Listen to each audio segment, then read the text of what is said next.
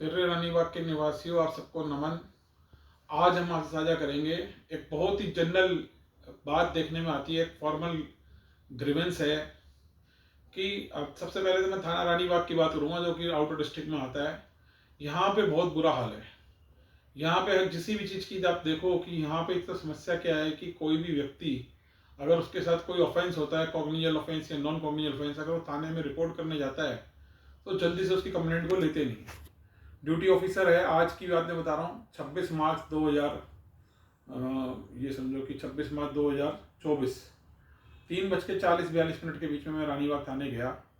Duty officer एक महिला, एक कांस्टेबल बैठी हुई थी और वहाँ कैमरे भी लगे हुए थे। मैंने उसको जाके बैग से निकाल के अपनी कंप्लेंट दी 8 पेज की और बताया कि ये मेरी कंप्लेंट है और इसको रिसीव कर ले जाओ, कि मैं ऑलरेडी डीसीपी ऑफिस से रिसीव करवा के ला चुका था, डीसीपी आउटर डिस्ट्रिक्ट से।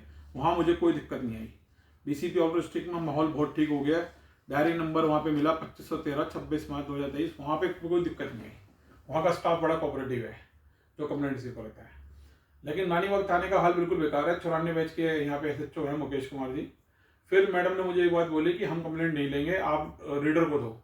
रीडर रूम में मैं गया, जो कि ठीक है एसएचओ रूम के सामने है और जीने के 7 वाला कमरा है। वहाँ पे ललित जी थे। अब मैं ऐसे तो जाना, सिविल ड्रेस में बैठे हुए थे। उन्होंने बताया कि जी मैं और एक हेड कांस्टेबल राकेश थे जो अभी 10-12 दिन पहले उन्होंने बताया ट्रांसफर होकर आए हैं, सुप्रीम कोर्ट सिक्योरिटी के थे। तो उन्होंने बोला कि ललित जी ने कि भाई मैं ये कंप्लेंट, पहले उन्होंने पूरी पढ़ी, पूरा मैटर मुझसे डिस्कशन करा। मैंने उनको बताया कि 19/8/12 का ये इंसिडेंट है। एक इंडिपेंडेंट विटनेस ने फोटो खींची थी, उसका मोबाइल की hard copy, soft copy police ने उसी टाइम ले ली थी और कोर्ट की डायरेक्शन पे 6/11/12 की डायरेक्शन पे इन्हीं फोटो के बेस के ऊपर एफआईआर दर्ज हुई 19/11/12 को। और रानीबाग थाने के अंदर काफ़ी कंप्लेंट और आरटीआई लगाने के बाद 23/5/15 को एसआई प्रदीप ने ये जो है मोबाइल सीज किया था। विटनेस राकेश कोशी से मोबाइल चला के देखा था और फोटो देखी थी उसके अंदर और उसकी रिसीविंग दी थी। और उसके बाद जाके बिल्कुल ही एक क्या कहते हैं कि अपोजिट डायमेट्रिकल अपोजिट डायरेक्शन के अंदर 4/11/15 को एसआई जितेंद्र को अपॉइंट किया गया, जिसका मोबाइल नंबर है 9278871440। ये भादरगढ़ का रहने वाला है। तो इस व्यक्ति ने इसके अंदर इसको अपॉइंट किया, ऋषि बलाना सचिव ने, सुरेंद्र दहिया एसीपी थे, इसको अपॉइंट किया और इसने 10 दिन के अंदर 13/11/15 में इन्वेस्टिगेशन बिल्कुल अपोजिट डायरेक्टर में कर दी। इससे पहले हेड कांस्टेबल जगबीर धनकर, SI Dilbag, inspector Azad Singh Malik, SI Yograj के बाद एसआई पंचम, एसआई राजदीप, एसआई वीरेंद्र और क्या कहते हैं बहुत सारे आईओ के अंदर रहे हैं। विजिलेंस अशोक विहार से एसआई राजेंद्र जो बाद में रानीबाग के सचिव बने, SI Vijendra, SI Sajjan Singh, inspector Baltej vigilance के, और मतलब अनअकाउंटेबल जो लोग हैं इसके अंदर आईओ बने और एसआई प्रदीप बने, इसके बाद एसआई जितेंद्र बने। और इन लोगों ने जो है उनको मैंने सारी बात बताई कि इस तरीके से इन लोगों ने इन्वेस्टिगेशन करी है और उसके अंदर कैंसिलेशन रिपोर्ट में एफएसएल की बात छुपाई है मोबाइल की, जो इंडिपेंडेंट विटनेस से लिया गया मोबाइल, और उस मोबाइल को लेकर इन्होंने कैंसिलेशन रिपोर्ट में इसके बारे में साइलेंट रहे और कैंसिलेशन रिपोर्ट फाइल, क्योंकि उसके अंदर ये था कि 12/25 से पीसीआर रिप्लाई के हिसाब से घटनास्थल के ऊपर land mafia Bhadargarh, land mafia Ranibagh और रानीबाग के पुलिस ऑफिसर हेडविट जगबीर धनकर और अन्य पुलिसकर्मी मौजूद थे। ये 12/25 से पुलिस के रिप्लाई में लिखा हुआ पीसीआर पे और पीसीआर वाले, और वहां पे कंप्लेंट नहीं था। कंप्लेंट पहुंचा उसके बाद और वहां पे पब्लिक इकट्ठी होने लग गई और 12:40 के ऊपर के लगभग जो है उन्होंने एक कॉल भी कर दी अपनी इलीगल प्रेजेंस को लीगल प्रस्ताव करने के लिए। और 2:30 से 3 बजे विटनेस ने इंडिपेंडेंट से अपने मोबाइल से फोटो खींची जो उसने इन्वेस्टिगेशन में हेल्प के लिए दी।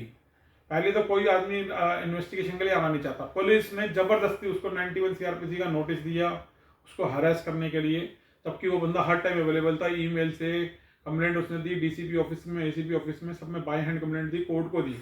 उसके बावजूद उसको हरास किया गया, उसके बयान छुपाए गए। जो कॉपी उसने डायरी नंबर करके दी, ईमेल से दिया, वो आज तक उसको कैंसिलेशन का पार्ट ही नहीं बनाया गया। उसके बाद न्यायालय ने कई ऑर्डर करे। 5/9/18 को 101 नंबर कोर्ट की आदरणीय जज साहिबा एकता गावा मैडम ने उसके बारे में पूछा कि इसका स्टेटस बताओ एफएसएल की रिपोर्ट का, कोई जवाब नहीं। उसके बाद जो है इनके रानीबाग थाने से 23/11/19 को ऐसे जितेंद्र रिपोर्ट के अंदर एडमिट करता है, कि इसके अंदर कि ये बात एडमिट करता है कि जो जो इसका जो आईओ होता है इस केस का, वो इस बात को एडमिट कर लेता है कि जो मोबाइल है वो हमने रानीबाग के थाने में है और हमने एफएसएल के लिए नहीं भेजा। ये बहुत बड़ा क्राइम है क्योंकि सही प्रूफ होता था कि पुलिस की नॉलेज में, कोलिजन प्रेजेंस में, कॉन्स्पिरेसी से उस बिल्डिंग के अंदर, सील बिल्डिंग के अंदर डकैती पड़ रही थी और 25-30 आदमी भादुगढ़ से आए थे और रानीबाग के लोग भी शामिल थे उसमें, ये सब लैंड माफिया थे। उसके बाद आदरणीय जज साहब ने उसके अंदर ऑर्डर किया 24/6/23 को फिर उन्होंने नोटिस किया कि आईओ एसएचओ एसीपी अपीयर हो, डीसीपी के थ्रू नोटिस किया गया और उनसे बोला गया कि मैं पढ़ के बता रहा हूँ, IO concern also direct to file the copy of FSL result obtain in the matter after sending the mobile from witness namely dash dash dash on the next date of hearing without fail. ये चीज देखने वाली बात है कि मतलब कितनी बड़ी बात है कि मोबाइल कोर्ट से छुपा रखा है, एडमिट किया। उसके बाद लक्ष्मीनारायण सैनी ने इसको एडमिट किया 10 फरवरी 2022 को कि मोबाइल एफएसएल के लिए नहीं गया। और फिर इसके बाद कोर्ट जो है ऑर्डर करती है, इसके अंदर आप ये देखो 2/9/23 को जब यहाँ पे रानीबाग थाने से प्रोड्यूस होते हैं IO Jitendra, retired SHO Rishipal Singh Rana जो कि यहाँ के एसएचओ रहे, शनिवार के एसएचओ रहे, passport officer Surendra Dahiya retired वो भी अपीयर हुए।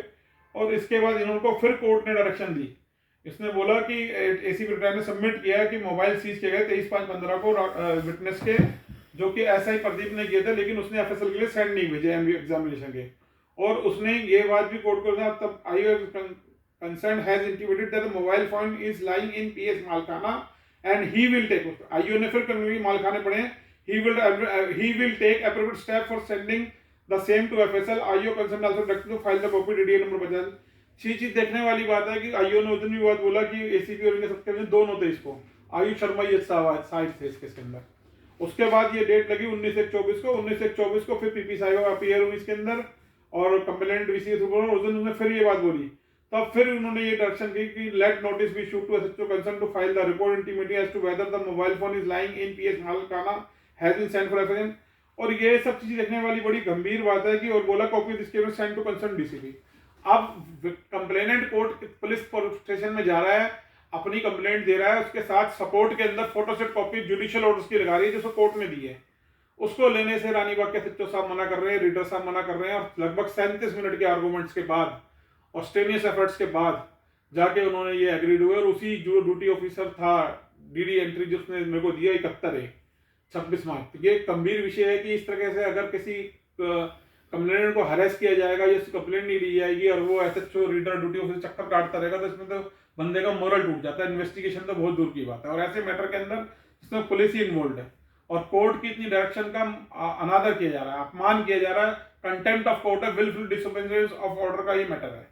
तो मैं चाहूंगा कि आदरणीय गृह मंत्रालय इसके ऊपर संज्ञान ले, पुलिस कमिश्नर साहब, स्पेशल सीपी साहब, joint CP western range, DCP outer district और एसीपी मंगोलपुरी साहब की और एसएचओ ये जो 94 बैच के मुकेश कुमार जी, इनको भी डायरेक्शन दी जाए कि इस तरह की हरेसमेंट नहीं होनी चाहिए और इसके अंदर एक इन्वेस्टिगेशन होनी चाहिए कि पिछले 6 महीने के अंदर कितने लोग ड्यूटी ऑफिसर रहे हैं और कैमरे की फुटेज वहाँ पे जो अवेलेबल है उसके हिसाब से इसकी जांच होनी चाहिए कि कितने लोगों को इन्होंने कंप्लेंट लेने से मना किया या इधर से रीडर रूम से इधर उधर के चक्कर कटाया एसएचओ रूम के, और कितने लोगों को मना गया। ये सीधा स्टैंडिंग ऑर्डर का वायलेशन है, अपराध है ये सरकारी ड्यूटी के ऊपर होकर सरकारी काम को ना करना।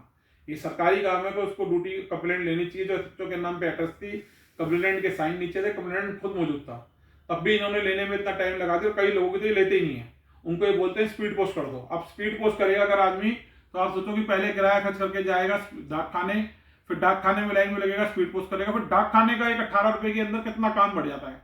डाक खाने से जाएगी उसके हेड ऑफिस में, फिर हेड ऑफिस में घूम के आएगी, फिर पुलिस के पास जाएगी, फिर पुलिस एंट्री करेगी। जो काम एक स्टेज पे हो सकता था वो अगर स्पीड पोस्ट के माध्यम से होता है तो आप इस चीज कल कर सकते हो कि दिल्ली पुलिस थाना रानीबाग के ड्यूटी ऑफिसर और रीडर कितना काम बढ़ा रहे हैं। स्पीड पोस्ट के द्वारा जबरदस्ती एक आदमी का पैसा खर्च हो, इधर सरकार कह रही है कि फ्यूल बचाओ, पेट्रोल बचाओ, सड़कों पे भीड़ नहीं होनी चाहिए, इतने प्रयास कर रही है सरकार। OD1 की स्कीमें लाई हैं, बहुत केंद्र सरकार प्रयास कर रही है, और इधर ये रानीबाग थाने के रीडर और ड्यूटी ऑफिसर तो क्या कह रहे हैं कि आप स्पीड पोस्ट करो। अब तक स्पीड पोस्ट करने कंप्लेंट जाएगा, डाक खाने में जाने आने के लिए टाइम खराब करेगा, डाक खाने में आने जाने के लिए सब किराया लगेगा, फिर वहां पे 18 रुपए डाक खाने को देगा, फिर डाक खाना उस कंप्लेंट को रिसीव करेगा, उसकी 10 जगह एंट्री होंगी, फिर लिफाफा बैग होगा, फिर डाक खाने के हेड ऑफिस में जाएगा, फिर वहां से दूसरे हेड ऑफ डाक खाने में जाएगा। सोचो कितना लंबा काम बढ़ जाता है। अगर ये वहीं पर रिसीव कर लेते क्या बुराई है। तो मैं चाहूंगा कि सभी चीजों का संज्ञान हो, एक डिटेल इंक्वायरी हो और रीडर को और इसको जो खिलाफ है इसके खिलाफ मुकदमा दर्ज किया जाए और इनको एक पनिशमेंट दी जाए और इसके ऊपर जो भी कानूनी जो कानून कहता है वो इंक्वायरी की जाए और कैमरे की फुटेज को भी वो बनाया जाए। ऐसा कब तक चलेगा कि ये लोग थाने बैठ के मनमानी करते हैं, लोगों को थाने में जाने से डर लगने लगा है। इधर डीसीपी जो आउटर डिस्ट्रिक्ट है वो इतने प्रयास करते हैं, बहुत ज़्यादा एफिशिएंट प्रयास करते हैं। एसीपी मंगोलपुरी का ऑफिस बिल्कुल ठीक है, वहाँ पे कंप्लेंट के लिए कोई दिक्कत नहीं आती। मैं अभी वहाँ पे भी गया भी था 22 मार्च को, तो कोई दिक्कत नहीं आई। वहाँ पे जो रीडर थी वो एक महिला बैठी हुई थी पुलिसकर्मी, उन्होंने कोई परेशानी नहीं करी, उन्होंने तुरंत कंप्लेंट ले ली।